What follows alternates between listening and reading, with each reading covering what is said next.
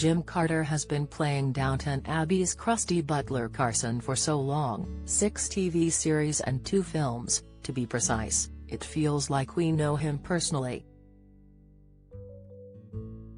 But whereas Carson is a stick-in-the-mud, old-fashioned, pompous type, Jim is a different kind of chap altogether, with a full head of lustrous grey locks, a mischievous twinkle in his eye and a ripe sense of humour, has just one hell of a nice bloke who looks at least a decade younger than his 73 years. He is, dare we say it, a national treasure. "Nay, now shush," he says bashfully, revealing his Yorkshire roots. "I don't think so. A treasure? No, no, no. If anything, I'm really more of a trinket. Trinket or treasure, Jim's a gem whose performance as the man who keeps up appearances for the aristocratic Crawley family has won him 4 Emmy nominations. And a very recognizable gem at that. It is true to say that I do get recognized everywhere as Mr. Carson," he concedes. "It's funny, with the exception of maybe Leslie Nichol, who plays cook Mrs. Patmore, if I were to go out with any other below-stairs female Downton characters dressed in our civvies, odds are that I would get recognized, but they wouldn't.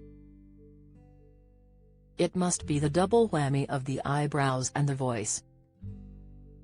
The voice, deep and lusciously lugubrious, is instantly recognizable and, it has to be said, very easy on the ear."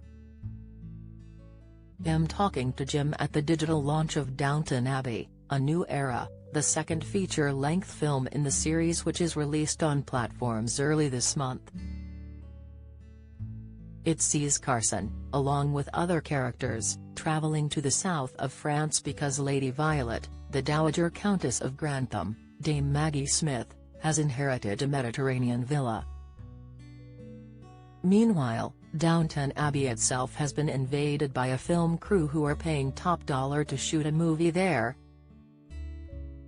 Carson is so grumpy about the crew it's thought the best thing to do is whisk him out of the way, explains Jim. But once there, he shows fairly typical xenophobia. Has very suspicious of the French and their ability to do anything properly. While Carson clearly wasn't partial to the Côte d'Azur, the same couldn't be said for Jim. "I mean, shoot me if I could say I was miserable filming in the south of France overlooking the Mediterranean," he smiles. "Sure, it was a little bit warm, but so what? I didn't mind that at all. It was bliss after all those months of lockdown. The south of France was a complete treat for us. It was touch and go till the last minute as to whether we'd be able to go due to the pandemic. Plan B was substituting the Riviera with Scotland.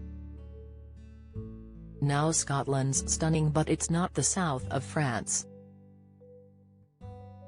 We were quite giddy when we finally arrived. We had to quarantine for a week, but we were staying at a hotel with a swimming pool. I had to make sure I didn't get a suntan, as obviously Carson wouldn't have had one. For those people who stayed behind filming in the UK, it was pouring rain in England. But for us it was a joy. Doubly so for Jim, as his real-life wife, Imelda Staunton, was there, too. She reappeared as Lady Maud Bagshaw, a relation of Lord Grantham who popped up in the first Downton film. Jim and Imelda didn't appear in the same scene in Downton Mark 1, but they have a cheeky little scene together, just the two of them, in the latest. Sweating buckets in his customary bowler, Carson reluctantly enters a hat shop to purchase a straw boater. Who should also be there but Lady Maud, who advises him against buying a helmet-like number which makes him look like King Zog of Albania and suggests a nifty Panama-type tit for instead. She also insists on paying for it. That was great fun for us to do, Jim reveals. Especially as the shopkeeper thinks we're man and wife. We've acted together a few times over the years. In fact, it was through work that we met, in a production of Guys and Dolls at the National Theatre in 1982. They also appeared together in the Royal Shakespeare Company's production of The Wizard of Oz. Imelda was Dorothy and he was the Cowardly Lion. We haven't worked together hugely, though. It's nice to bring different projects home, plus we had our daughter, Bessie, to raise.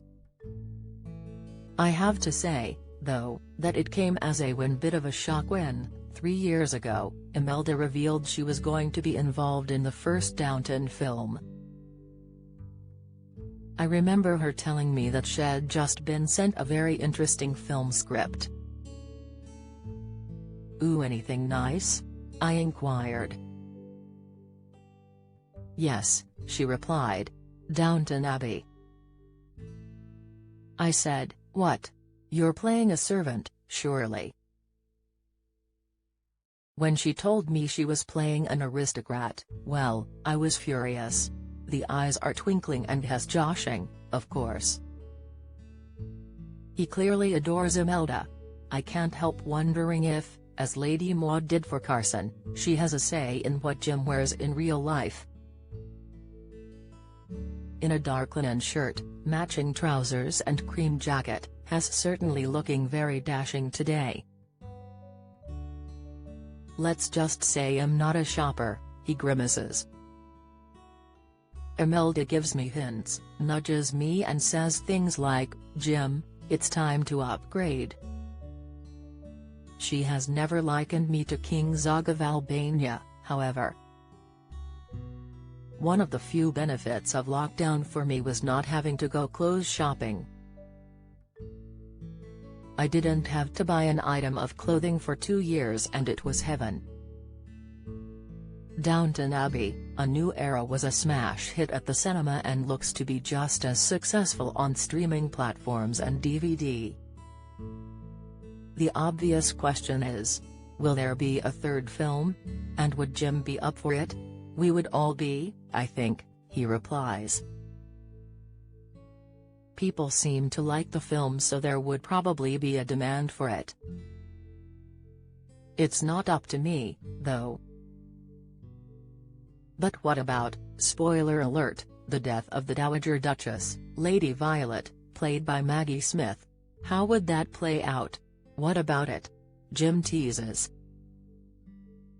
Nobody sees her in a coffin, do they? Who knows what may happen? Jim recently finished filming Wonka, the prequel to Charlie and the Chocolate Factory starring Timothée Chalamet, earlier this year. What's next for him? "We're having a summer of fun," he declares.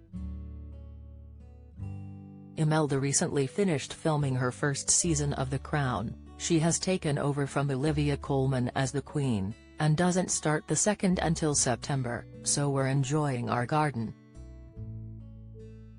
It was an overgrown mess when we bought our house in the 1990s. We learned on the job, from friends, books, visiting gardens, stealing ideas, trial and error. It's evolved as our lives have changed. We'll often sit and have a cup of tea in quiet contemplation. We've experienced the benefits of slowing down, listening to the plants grow and absorbing the goodness of the garden. Downton Abbey, A New Era was released on digital platforms this week. It is out on DVD/Blu-ray on August 15.